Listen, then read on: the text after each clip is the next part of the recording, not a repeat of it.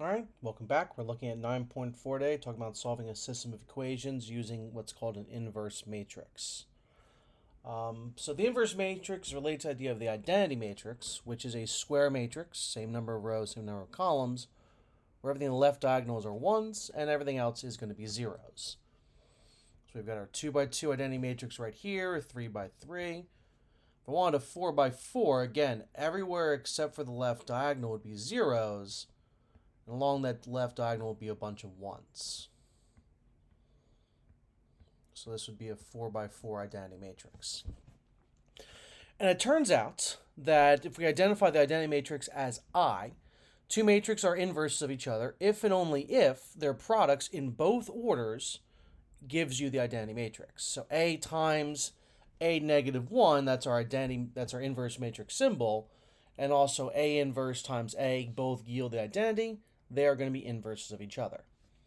Now, how can we find this inverse matrix? Well, for a 2 by 2, if your regular matrix A is A, B, C, D, the inverse is going to be 1 over the determinant of A. And then what's going to happen is your left diagonal numbers will switch spots. So it goes D and then A in the left diagonal, whereas the right diagonal doesn't switch spots, they switch signs. They become negative of what they were originally. Let's take a look at a couple examples of how that works. So the first thing we have to do is find our determinant. So our determinant of A is our left diagonal product, negative 2 times negative 3, minus our right diagonal product, negative 5 times negative 10. 6 minus 50 is a negative 46. So our inverse matrix would be 1 over a negative 46. And then, so what we do is, the left diagonal again switches, so it's negative 3, negative 2.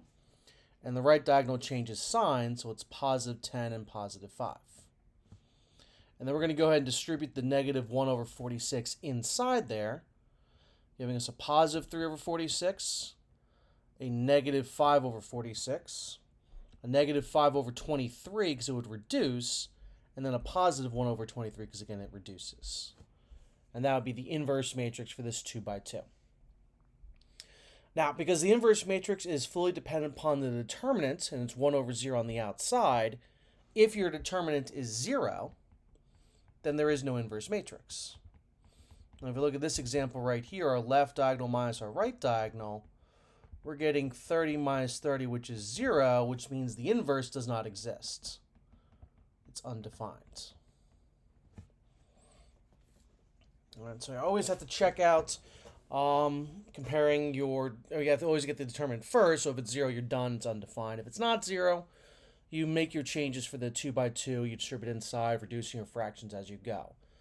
There are rules for 3 by 3s and beyonds. Most of those against the computer calculation rules. So we're going to stick with 2 by 2s. I'm just going to show you how you can solve a 2 by 2 system with an inverse matrix.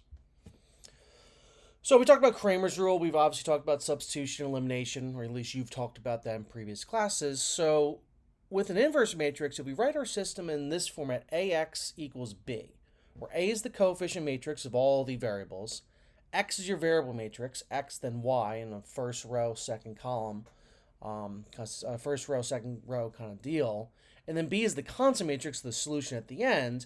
Your solution to the answer, X, is going to be the inverse of A times B. And it has to be in that particular order. Because if A is a 2 by 2, X is a 2 by 1, it creates a 2 by 1. If we switch the order, we try and do B times the inverse of A, you're doing a 2 by 1 times a 2 by 2, and that's impossible.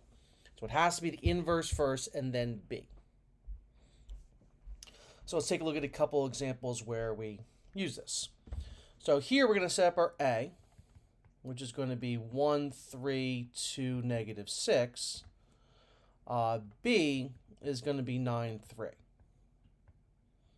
And then our X matrix is going to be the solutions, X then Y.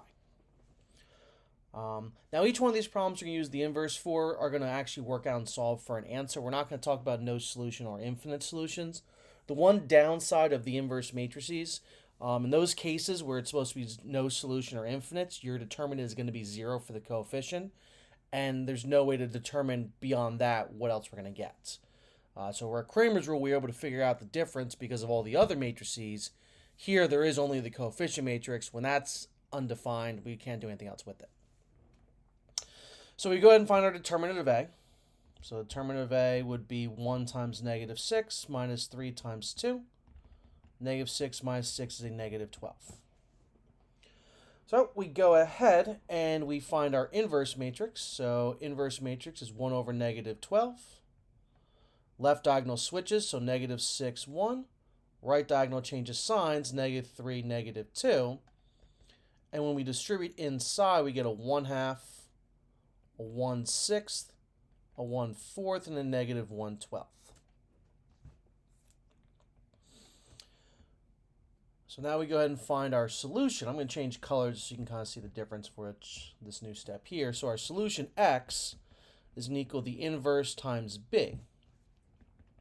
So we have our 2 by 2, 1/2, 1/6, 1/4, negative 1/12. And then our b is 9/3. So if you remember our matrix multiplication rules, it's row times column. So row 1, column 1 would be 1/2 times 9 plus 1/6 times 3. 9/2 plus 3/6 is 1/2. 10/2 is 5. And then our row 2, column 1 would be 1/4, times 9 plus a negative 1/12 times 3. So we get 9/4 minus 1/4, because 1/12 times 3 is 3/12, which is 1/4. That gets us 8/4, which is 2. So our answer is 5, 2. And it's an answer in matrix form, but this tells us that x equals 5 and y equals 2 is our system solution. So like with Cramer's rule, you're going to find each of these answers work out nicely. So if you get a decimal somewhere, that's going to imply that you mismultiplied something, you found the inverse wrong, something went wrong with the overall problem. All right, let's do another one just to kind of give you another idea of another way to look at that. So here we have our coefficient matrix A, 4, 6, negative 2, 9. So my determinant for A is going to be 4 times 9 minus 6 times negative 2. 36 minus a negative 12 is going to be a positive 48. So then our inverse of A is 1 over 48. Left diagonal switches, so 9, 4. Our right diagonal changes sign, so negative 6, positive 2. And then we distribute inside that. 9 over 48 reduces to 3 over 16. 2 over 48 reduces to 1 over 24. Negative 6 over 48 is negative 1/8. And 4 over 48 is 1/12. And obviously matrix B is our 22, negative 3. So we go through our solving process. We know that our solution matrix X is going to be the inverse of A times B. So it's our 2 by 2, 3 over 16, negative 1 over 8, 1 over 24, 1 over 12, times our 22 over negative 3. Row 1, column 1 is going to give us 3/16 times 22, 1/24 times negative 3. So the 3 times 22 is 66 over 16, which reduces to 33 over 8. The 1/24 times negative 3 is negative 3/24, reduces to negative 1/8. We get 32/8, which is 4. So that's the x value in our solution matrix. And then following row 2, column 1, negative 1/8 times 22 plus 1/12 times negative 3. We get a negative 11/4 for the 1/8 times 22 bit. We get a negative 1/4 for the 1/12 times negative 3. Negative 12/4, we get a negative 3 here. So our solution matrix is 4, negative 3. X is 4, Y is negative 3. And that's our inverse matrices. When you watch the YouTube video that I created for using the calculator, I'll also go through how the calculator can do all of this for you and give you right to 4, negative 3. The steps you'd have to enter to create your A, B, and then A inverse matrix to do everything you got to do. All right, So that's it really with the matrices. Next up is just a couple other types of solving equations. We're going to talk about partial fraction decomposition and the idea of solving a system of nonlinear equations.